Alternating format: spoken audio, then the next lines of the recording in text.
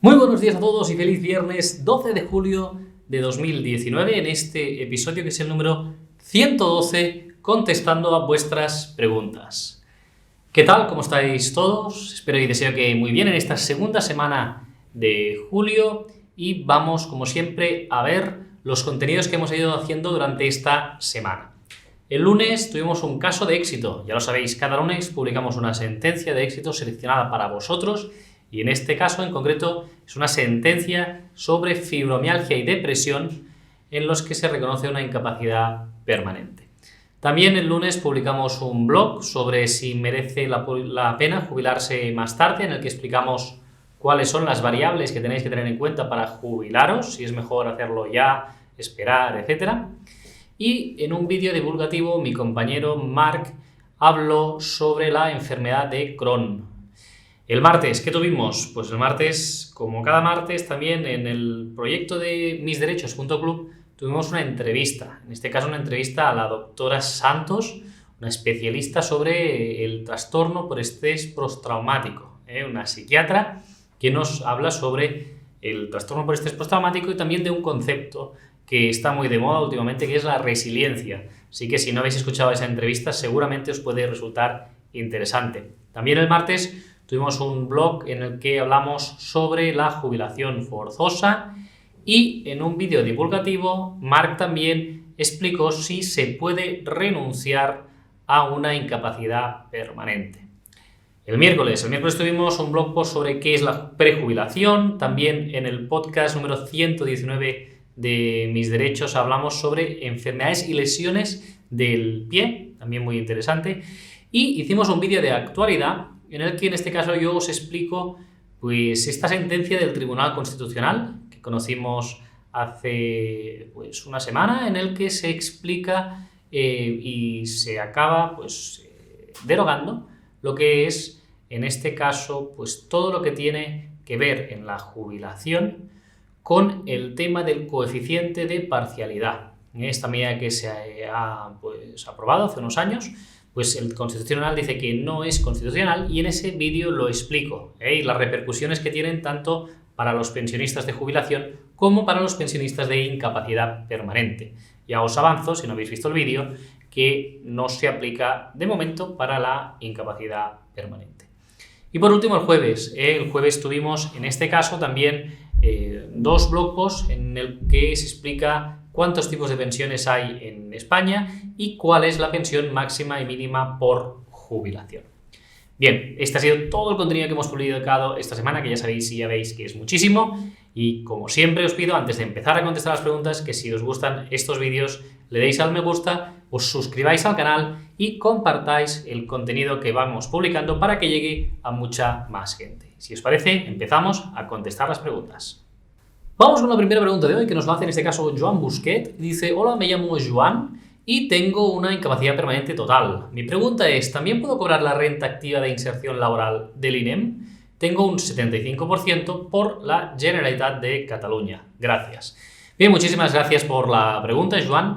Y en este caso debemos decir que no. Una pensión como la incapacidad permanente es incompatible en este caso con esta renta activa de inserción laboral, porque es un tipo de subsidio y por lo tanto no tienes derecho a cobrar este subsidio por ser persona que está cobrando una incapacidad permanente.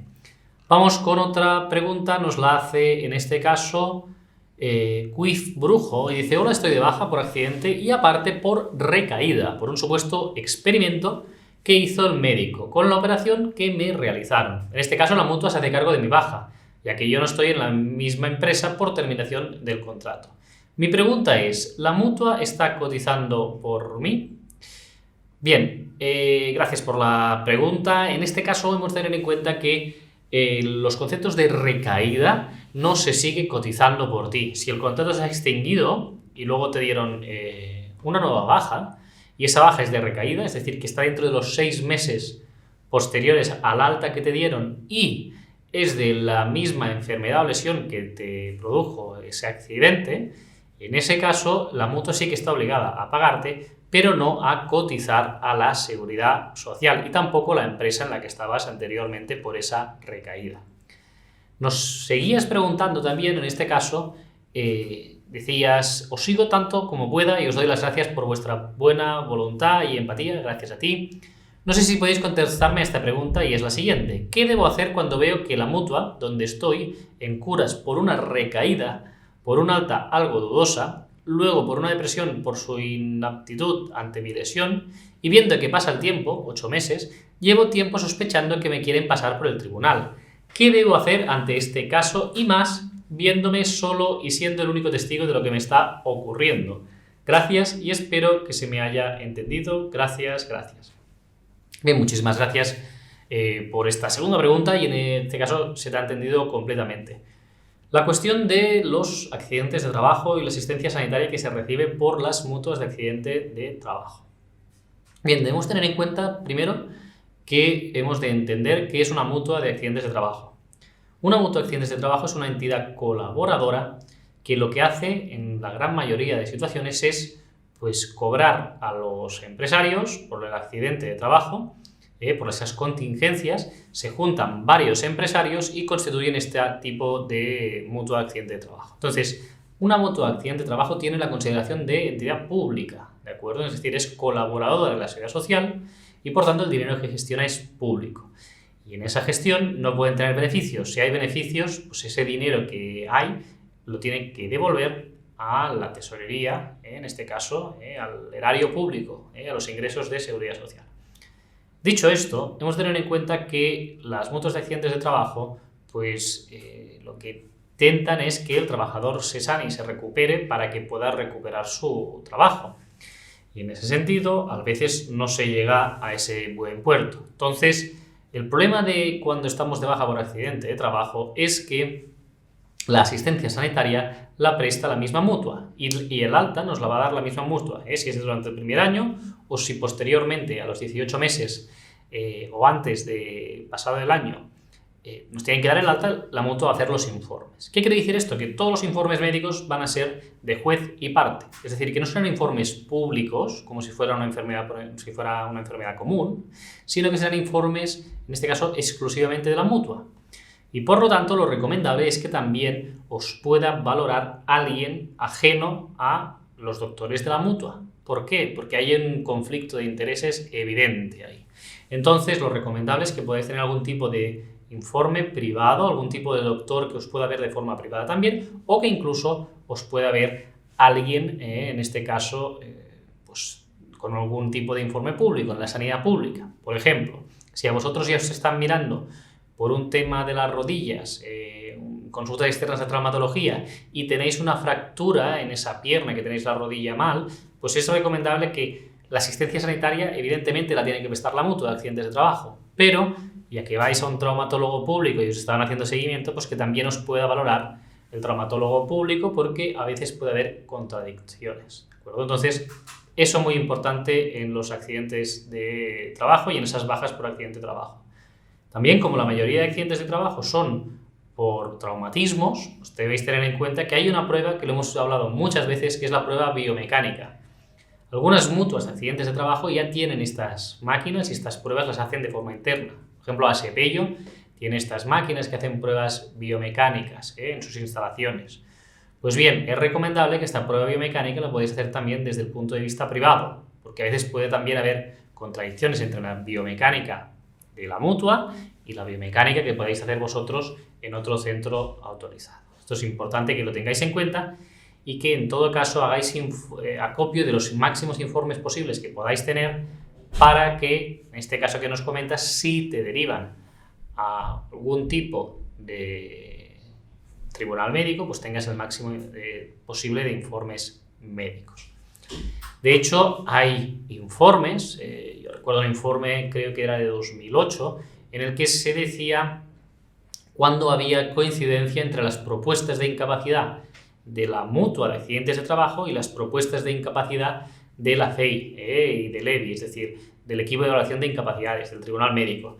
Y en la gran mayoría de ocasiones, cuando se te tenía que declarar una incapacidad permanente, que era una pensión, que es lo que le cuesta más dinero a la mutua de accidentes de trabajo, pues daban menos propuestas las mutuas de accidentes de trabajo en relación con el tribunal médico. El tribunal médico luego daba más, y si vamos judicialmente, pues aún encontraríamos más casos. Por lo tanto, importante plantearlo bien, tener informes buenos y ver cuáles son los informes de la mutua de accidentes de trabajo, a poder ser también complementarlos con segundas opiniones, ya sea de informes privados o de informes públicos que os puedan hacer también el seguimiento, y con todo eso valorar si es oportuno el poder impugnar una alta médica, el poder reclamar una incapacidad permanente, etcétera, etcétera. Muchísimas gracias por la pregunta y vamos con otra pregunta que nos la hace Felipe y dice: buenos días y gracias por vuestra ayuda.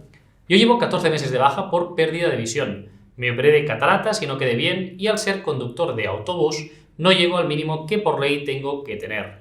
Al año de baja me mandan una carta del INS donde pone que me dan 6 meses de prórroga. El mes pasado me cumplió el carnet de conducir y fui a renovarlo y me lo retiraron. Así que ahora mismo estoy sin el carnet de conducir.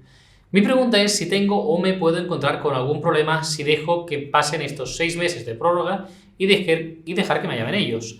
El problema es que me operé y hice todo el seguimiento por una clínica de pago y no tengo documentación ni informes de la Seguridad Social. He ido ahora a que me hagan informes y me dan hora para julio para empezar a hacerme pruebas. Tengo 53 años y 33 años cotizados. Muchas gracias por todo. Bien, muchísimas gracias por la pregunta, Felipe. En este caso, pues nos comentas que en julio ya te van a dar hora para tener informes públicos, ¿no? De sanidad pública, para hacerte pruebas y demás. Las pruebas que te tienen que hacer en sanidad pública son muy sencillas.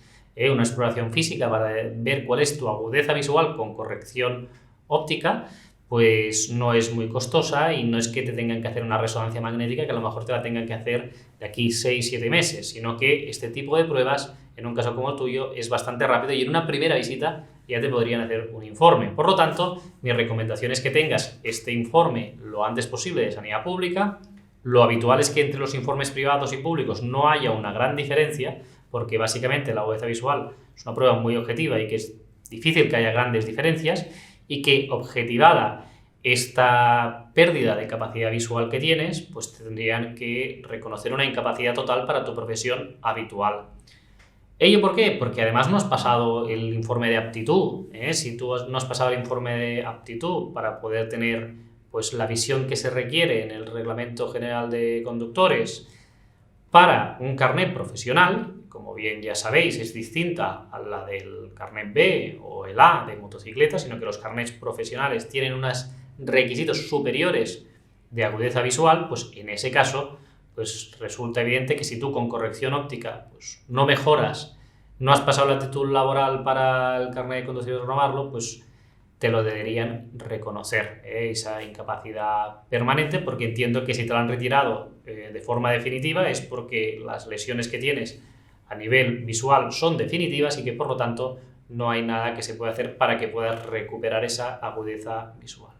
Por lo tanto, yo lo que haría sería esperarme este mes de julio que te puedan hacer un informe de sanidad pública, poder aportarlo y en cuanto lo tengas, pues solicitar la incapacidad permanente total, que entiendo que es lo que te deben reconocer, sin perjuicio de que a lo mejor si la pérdida es muy alta te puedan reconocer una incapacidad absoluta, pero como mínimo la total para tu profesión habitual parece evidente que te la deberían reconocer. Muchísimas gracias por la pregunta, Felipe. Y vamos con otra pregunta, nos la hace Estela Fuster y dice: hola, buenas tardes, yo tengo 19 años y 9 meses cotizados, mi trabajo es precario y temporal, solo de sustitución un mes al año, en limpiezas en oficinas en bancos, tengo 58 años, eso sí, estoy dada de alta como demandante de empleo hace muchos años, estoy casada y mi marido tiene una pensión de invalidez poquito más de 1.000 euros. Estoy a punto de que me llamen al trabajo, ya digo, un mes.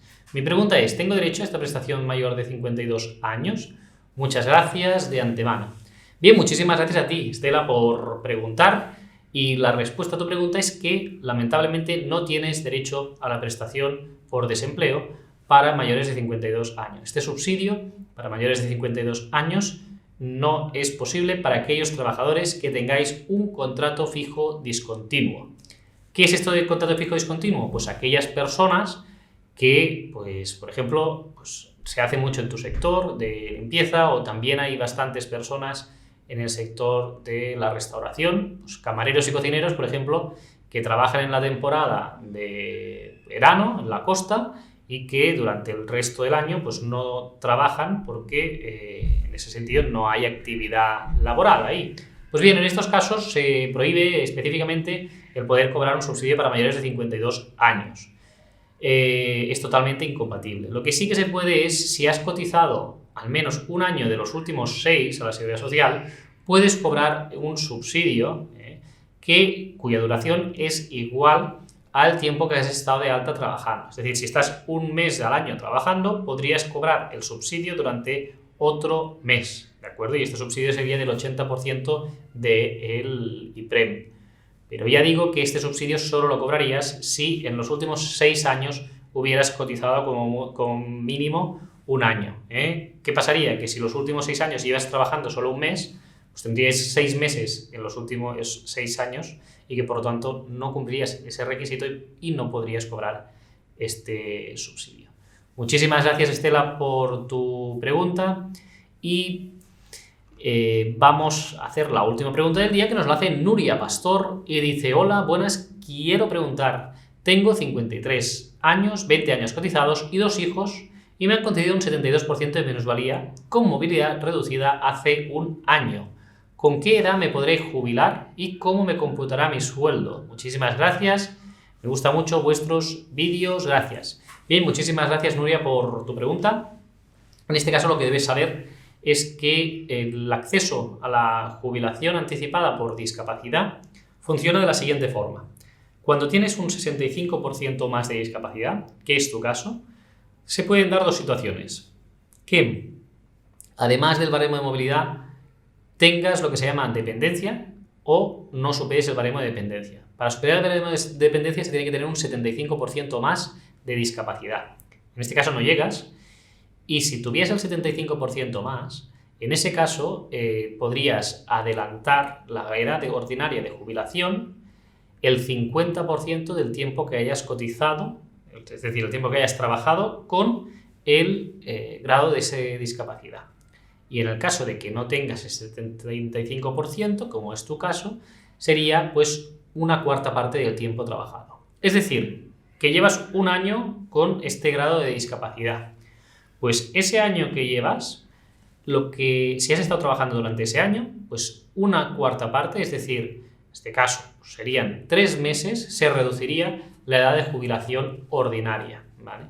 En tu caso, pues tienes 53 años, no te jubilarías a los 65 años porque no tendrías los años suficientes, es decir, a los 67 sería tu edad de jubilación ordinaria y entonces no serían los 67, sino que te podrías jubilar antes sin penalización a los 66 años y 9 meses. Entonces, cuanto más tiempo vayas trabajando con, por ejemplo, este grado de discapacidad, pues más tiempo irás reduciendo. Imaginemos, por ejemplo, que estás 4 años más trabajando con este grado de discapacidad.